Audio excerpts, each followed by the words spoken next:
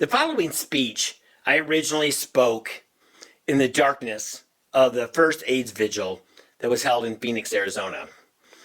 Michael and I went to the vigil with our friends Karen Sabo and Rose Morgan, who were nice enough to film my speech, though I vanished into the darkness of the night. Sadly, both women passed away a few years ago.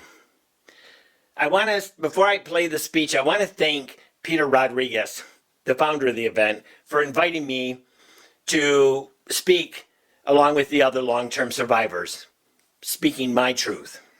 I need to repeat these words, sadly, each year, because the threat still survives. Each of these words I wrote and spoke on December 1st, 2013, are equally important today as they were 20 years ago, 10 years ago, 5 years ago, tomorrow, next year, and God forbid, 5 years from now. It breaks my heart knowing they may be repeated long after my death. Well, hopefully by much better speakers, with far more followers and audience, using inspirational words more effective than my own. For my words to make a difference, I need you to feel them inside your soul, to share them with others by sharing this video on social media, to hit the like button or subscribe button to keep this message alive, waiting for the cure, reminding every single one of you that you have a place, an obligation, a need to be inside this fight until there is a cure, and that you don't need me to lead it. We need you, every single one of you, by simply sharing this video. The following is a recreated filming of the event with light, no longer in the darkness, waiting for a cure. And with that, I start the video. I am the infamous Todd Kaczynski-Kottmeyer.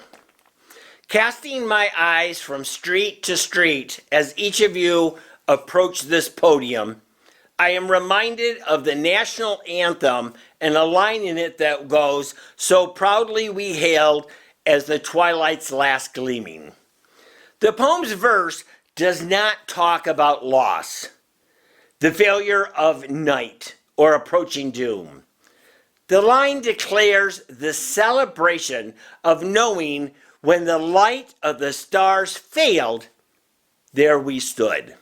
Past the bombardment, surviving, marking our presence not only in history, but declaring and securing our future.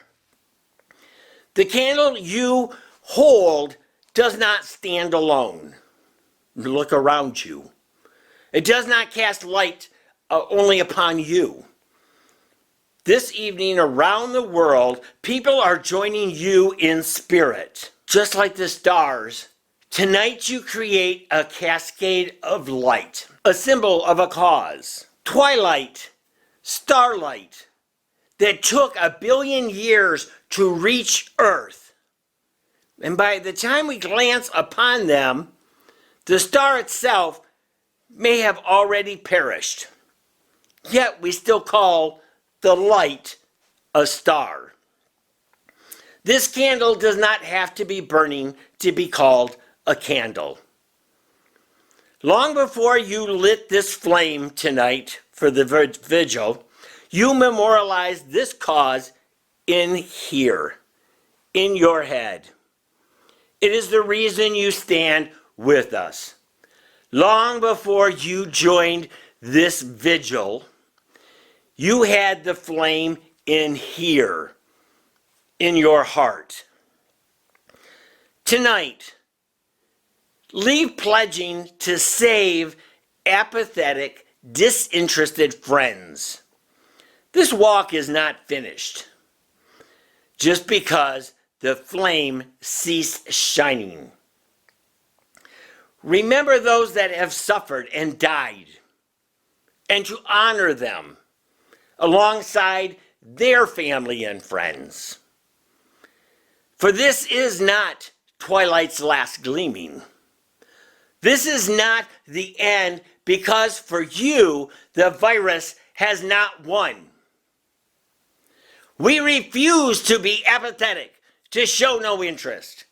Around the world, tonight, candles, flames, tonight will ultimately vanish, flicker, and perish.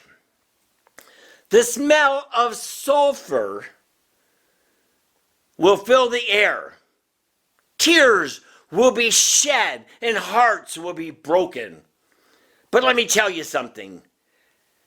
As a long-term survivor, I will be here. You will be here. You are surrounded by friends believing AIDS is no longer a threat, as it collects its highest infection count in history. A candle does not need to be a flame to be a candle. Use your compassion to make a difference in their world.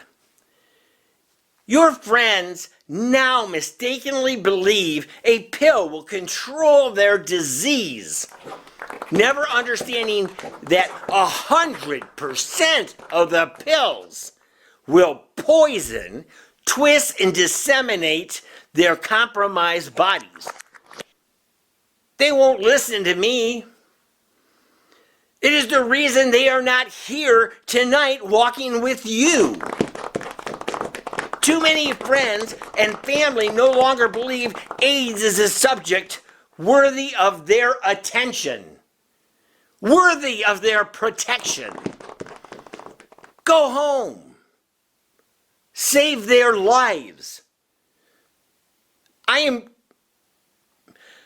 am tired of lighting candles, wearing red ribbons, writing speeches, holding hands of family members of dead friends.